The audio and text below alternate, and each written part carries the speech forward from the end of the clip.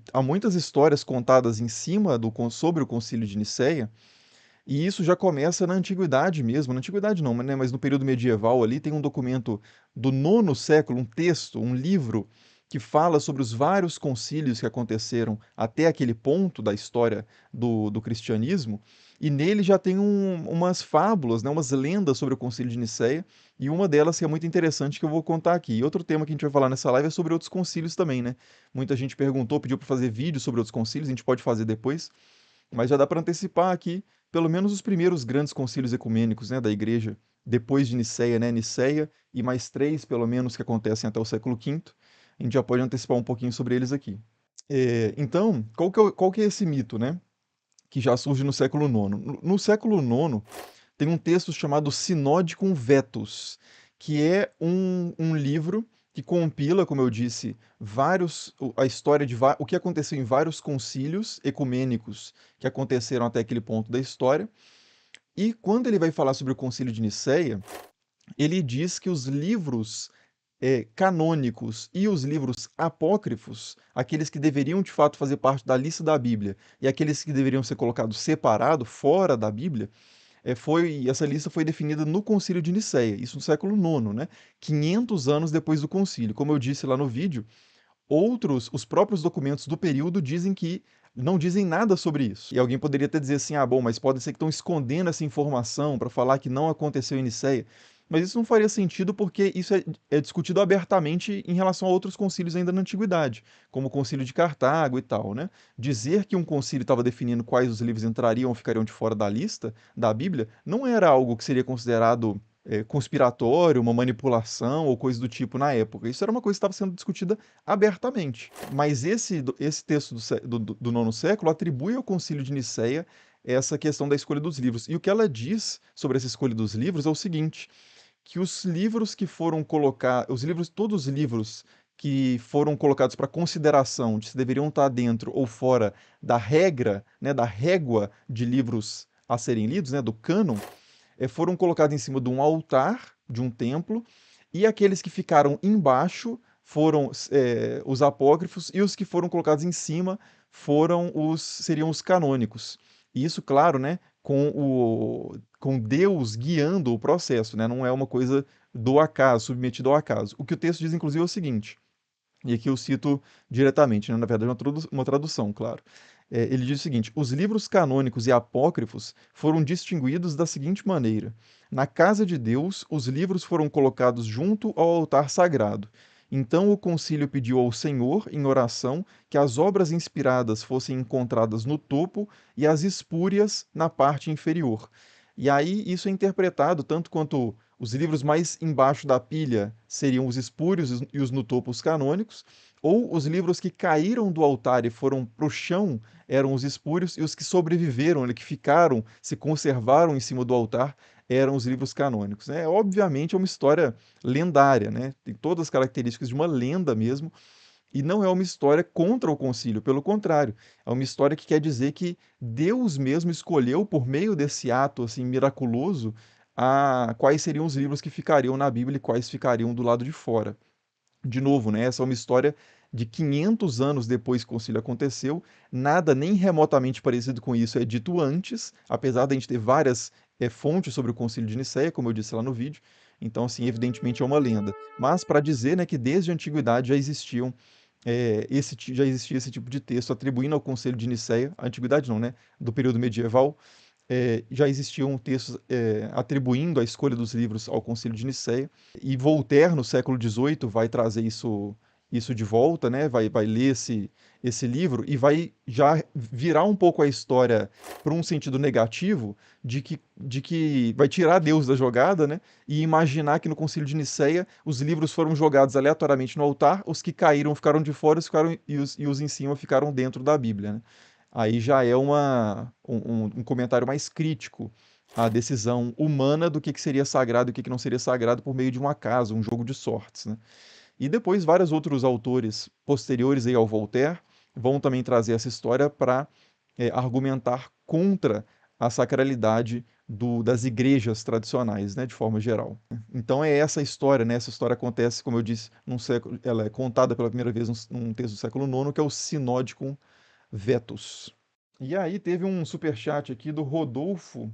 Valeu aí, Rodolfo, e falou aqui: se puder comentar sobre o momento histórico da escolha dos livros bíblicos e o motivo da exclusão dos livros apócrifos, seria bom, né? Continue o excelente trabalho.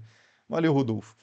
Sobre essa definição, a gente já falou um pouco do caso do Novo Testamento, mas assim, aí depende de qual exatamente é a comunidade que você está considerando. Se você está falando, por exemplo, da Igreja Ortodoxa da Etiópia, ou das igrejas ortodoxas orientais do tipo assim, russa e grega, ou do catolicismo ocidental romano, ou de luteranos, calvinistas, etc. Cada comunidade dessa vai definir o seu cânon.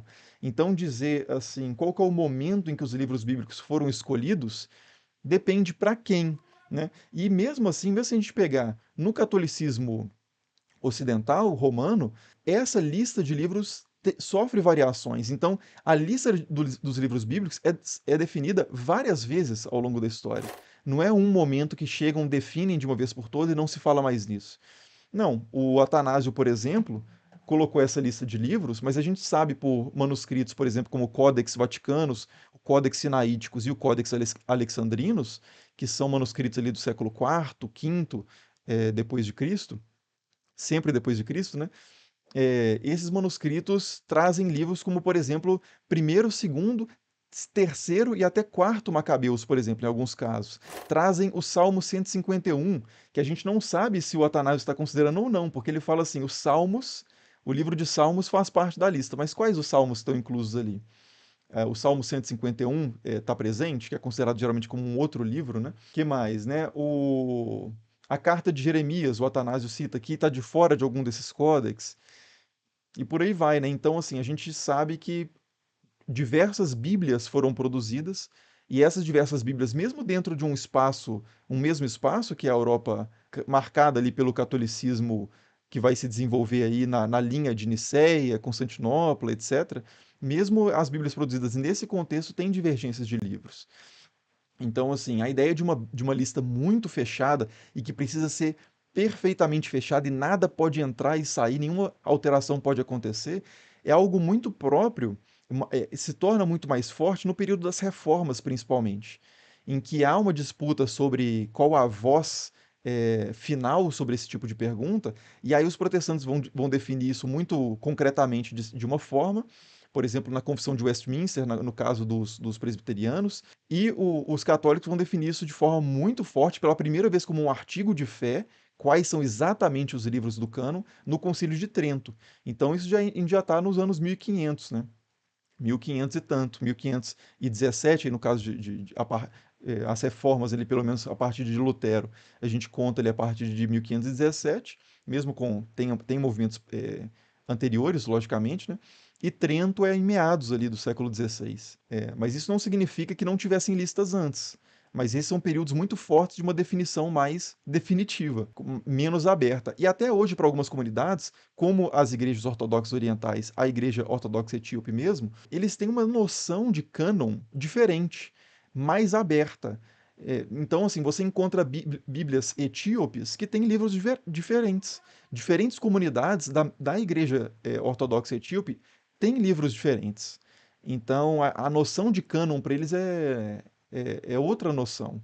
Não é uma noção tão fechadinha e tão definitiva e tão. Nossa, se mudar um livro aqui da nossa coleção de livros afeta completamente nossa doutrina, vai ter que rever tudo. Não, é uma coisa mais assim, mais aberta realmente. Então, assim, a gente tem vários momentos, né, de escolha de quais são os livros bíblicos e quais são os apócrifos. O Marlon também mandou uma contribuição e falou aqui: ouvi que o livro de Apocalipse tem várias versões. Quais foram os parâmetros usados para incluir um livro na Bíblia? Como eles pesam as cópias e versões? Tá, eu acho que aqui, talvez o que você esteja perguntando aqui, o que está por trás da pergunta, é porque existem vários apocalipses, se eu entendi bem sua pergunta. Mas não é exatamente o livro de Apocalipse que tem várias versões. São vários livros diferentes que são livros apocalípticos e que recebem esse título, Apocalipse de alguma coisa. Então o livro que a gente tem nas Bíblias católicas e protestantes, no finalzinho ali do Novo Testamento, é o Apocalipse de João, porque o autor desse livro é apresentado, né, no início do livro como João, que estava na ilha de Patmos, por isso chamado às vezes de João de Patmos, que alguns dizem que é o mesmo João apóstolo, né, o discípulo amado, outros dizem que não, mas de qualquer forma é um tal de João. Mas além desse Apocalipse, você tem um Apocalipse que foi muito famoso, muito influente culturalmente na história do cristianismo, não só na antiguidade, mas no período medieval também, muito influente para a Divina Comédia de Dante, por exemplo, que é o Apocalipse de Pedro. O Apocalipse de Pedro é um texto antigo que fez parte de algumas Bíblias, inclusive na antiguidade e no período medieval, e que fala e que traz uma espécie de tour pelo inferno. E esse tour de Pedro pelo inferno, que é muito baseado no livro de Enoque, inclusive, ele fala sobre como que os pecadores são punidos no inferno, como é que cada pecado é punido de uma forma diferente, dá descrições muito gráficas dessas coisas. Então, isso é um dos principais precursores ali da Divina Comédia do Dante, né, que na parte do inferno, a primeira parte do texto do Dante, vai ter essa estrutura também, né? Vai ser o poeta, o Dante guiado pelo Virgílio, vendo os pecadores sendo punidos e cada tipo de pecado recebendo uma punição diferente, por aí vai, né? Então o Apocalipse de Pedro foi muito popular. E há vários outros apocalipses também, mas o de Pedro é o segundo mais famoso depois do de João. E é interessante que o Apocalipse de Pedro acabou ficando de fora das nossas Bíblias hoje, mas o Apocalipse de João quase ficou também. O Apocalipse de João, por muito tempo, muitos séculos, foi contado entre os livros chamados de Antilegômena, que é os livros contra os quais se fala alguma coisa, né? É o significado da palavra em grego, que são os livros disputados. Então, mesmo os autores, como Eusébio de Cesareia, que considerava o livro de Apocalipse como um livro canônico, ele diz que esse livro é bastante disputado e é excluído do cânon por certas comunidades. E ele não condena isso. Ele diz assim, bom, tudo bem, realmente é um livro disputado. Eu aceito que haja divergência nesse aspecto. E o Lutero mesmo, já no século XVI, ele tinha alguns livros do Novo Testamento ele considerava que eram mais frágeis. Por exemplo, a carta de Tiago, né, a epístola de Tiago, ele chamava de epístola, chamou num texto de epístola de palha, em comparação com os outros textos que eram considerados mais sólidos. O Apocalipse também, para o Lutero, era um livro muito problemático. Então, na Bíblia de Lutero, na tradução que ele faz para o alemão, ele coloca inclusive uma série de livros no final da Bíblia, meio que separado, tanto em relação ao Antigo Testamento quanto em relação ao Novo Testamento. E o livro do Apocalipse é um desses. Então, para você ver, né, até no século XVI, alguns grupos de cristãos consideravam o livro do Apocalipse um livro é, disputado, problemático, que não deveria ter tanto peso nas discussões doutrinais, e por aí vai, né? Então, talvez seja isso que você esteja perguntando sobre as versões do livro de Apocalipse. E como que eles. E a outra parte da pergunta é quais foram os parâmetros usados para incluir um texto na Bíblia. Isso varia de momento para momento. Às vezes a língua em que o livro foi escrito é um fator, às vezes a- como é que se diz? A linha de transmissão desse texto, né? Se ele é apostólico, por exemplo, isso era um critério. Se ele foi escrito por pessoas ligadas diretamente a Jesus ou aos apóstolos. Então, se ele está na sucessão, né, apostólica, ou se ele vem de uma comunidade, vem de um lugar que as pessoas não sabem muito, então ele é colocado sob suspeita. A autenticidade da autoria é muito importante, né? Então, se ele é atribuído a um personagem histórico que parece inverossímil, parece que seria impossível que esse personagem tivesse escrito esse livro, como, por exemplo, o livro de Enoque. Santo Agostinho, né, dizia que o livro de Enoque não poderia ter sido escrito por Enoque.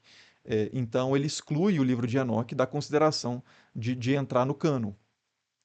Então, são vários os critérios, né? Depois a gente pode fazer um vídeo específico sobre isso também. E como que eles pesam as cópias e as versões? Se você estiver se referindo a cópias no sentido dos manuscritos, quais são mais confiáveis e quais são menos confiáveis, a tendência é fazer uma comparação sempre entre vários manuscritos e ver o que há de mais constante desses manuscritos. Geralmente os manuscritos geralmente uma parte que aparece diferente em um manuscrito em relação a outro, ela é colocada sob suspeita. Um desses manuscritos pode ter razão sobre aquela parte, ou as duas podem ter acrescentado aquela parte ao manuscrito. Então também são vários os critérios para comparação de manuscritos, né? Inclusive, diferentes pessoas fizeram esse trabalho e chegaram a conclusões diferentes. O Erasmo de Roterdã, por exemplo, próximo ali ao período das reformas, faz um trabalho de edição crítica do Novo Testamento, pegando vários manuscritos antigos gregos que ele conhecia e cria uma versão do Novo Testamento, que vai ser inclusive a base para a tradução da Bíblia do rei Tiago, né, do rei James, do rei Jaime, na Inglaterra. Vai ser a base também para o Novo Testamento do João Ferreira de Almeida, que é a edição crítica do Novo Testamento. Esqueci o nome dela agora. Que não existe nenhum manuscrito que é igual ao que o Erasmo produziu. O que ele fez foi comparar vários e criar uma nova versão baseada no que era mais seguro de cada manuscrito. A ideia é essa, né? Mas depois dele, outros autores mais recentemente, Nestle Aland, por exemplo, são dois autores que fizeram uma coleção que hoje é mais influente para servir como base das traduções modernas. Também fizeram esse trabalho de crítica e comparação de manuscritos. Geralmente os manuscritos antigos mais antigos têm um peso maior também, por estarem mais próximos do período. Os manuscritos mais completos também são mais levados em consideração, no caso do Antigo Testamento, os textos massoréticos, né? Que são as versões medievais em hebraico que a gente tem dos textos do Antigo Testamento. Enfim, eu não vou render isso muito aqui, não, porque eu já vou falar sobre isso num vídeo que já está pronto e que vai para o canal, assim, talvez daqui a 2 semanas, que é sobre os manuscritos. Beleza? Mas eu acho que está mais ou menos respondido aí o que você colocou, né?